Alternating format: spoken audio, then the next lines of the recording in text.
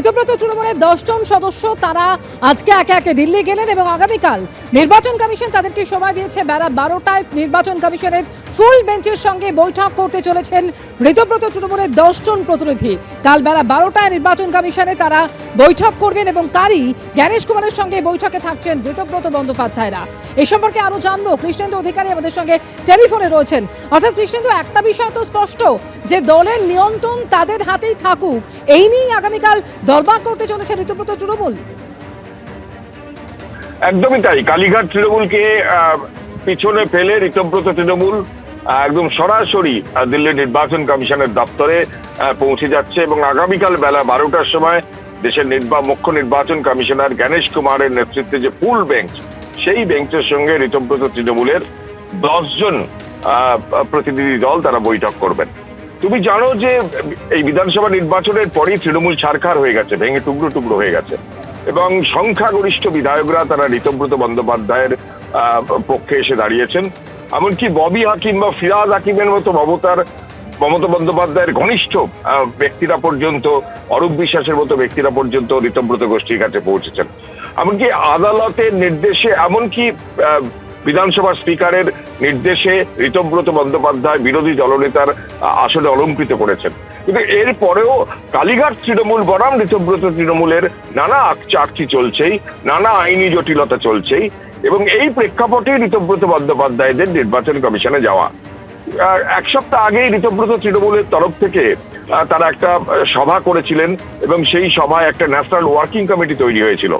দলের সর্বভারতীয় চেয়ারম্যানের দায়িত্ব দেওয়া হয়েছিল অরূপ রায়কে এবং সেই যে কমিটি তৈরি করা হয়েছিল, সেই কমিটির একটা রিপোর্ট রাজ্যের মুখ্য নির্বাচনী আধিকারিকের কাছে সরাসরি গিয়ে ঋতব্রত বন্দ্যোপাধ্যায়রা পৌঁছে দিয়েছিলেন এবং সেই দিনই একটা ইমেল করে বার্তাটা পৌঁছে দেওয়া হয়েছিল দেশের নির্বাচন কমিশনারের কাছে এবং সেই মতো তাদের কাছ থেকে একটা অ্যাপয়েন্টমেন্ট চাওয়া হয়েছিল এবং যেটা জানা যাচ্ছে আগামীকাল সেই অ্যাপয়েন্টমেন্ট মিলেছে এবং ঋতব্রত বন্দ্যোপাধ্যায়রা গতকালই সেই অ্যাপয়েন্টমেন্ট চেয়েছিলেন এবং গতকালই বার্তা আসার কথা ছিল। আজকেই সেই বার্তা এসে পৌঁছেছে।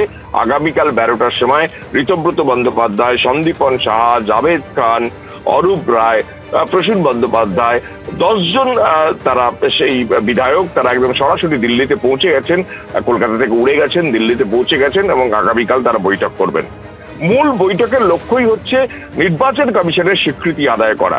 যেটা স্পিকারের স্বীকৃতি তারা পেয়েছেন, আদালতের স্বীকৃতি পেয়েছেন, নির্বাচন কমিশনের স্বীকৃতি পাওয়া। কারণ গণতন্ত্রের সংখ্যাই শেষ কথা বলে, গণতন্ত্রের সংখ্যাই যেহেতু শেষ কথা, সুতরাং এই যে বিতর্ক, এই বিতর্কের অবসান তারা স্থায়ীভাবে চান। তার জন্য নির্বাচন কমিশনের সঙ্গে সরাসরি তারা দেখা করতে চেয়েছিলেন, অ্যাপয়েন্টমেন্ট চেয়েছিলেন, সেই অ্যাপয়েন্টমেন্ট মিলেছে।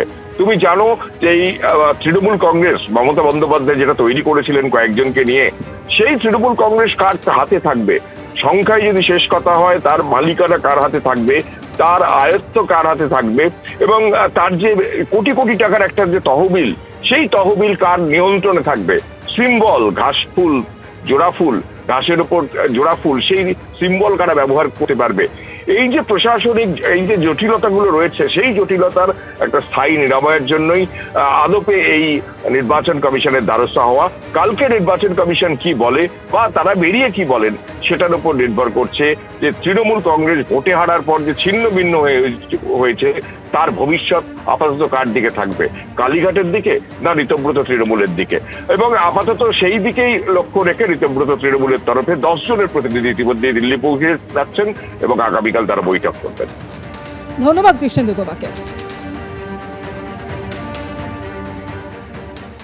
আমাদের কালকে নির্বাচন সদনে নির্বাচন কমিশনের ফুল বেঞ্চের সঙ্গে আমাদের একটা অ্যাপয়েন্টমেন্ট রয়েছে।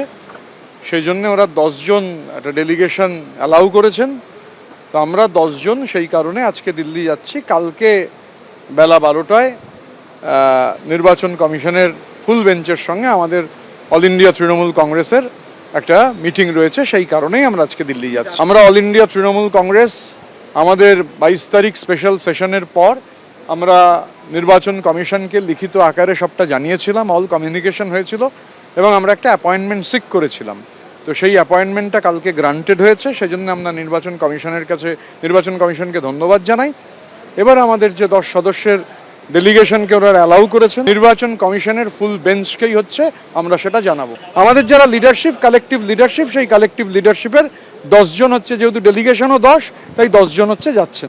নির্বাচন কমিশনের সাথে আলোচনা করে আমরা যেই চিঠি নির্বাচন কমিশনকে দিয়েছি সেটা নিয়ে আলোচনা করার জন্য আমরা যাচ্ছি। এবিপি আনন্দ, এগিয়ে থাকে, এগিয়ে রাখে।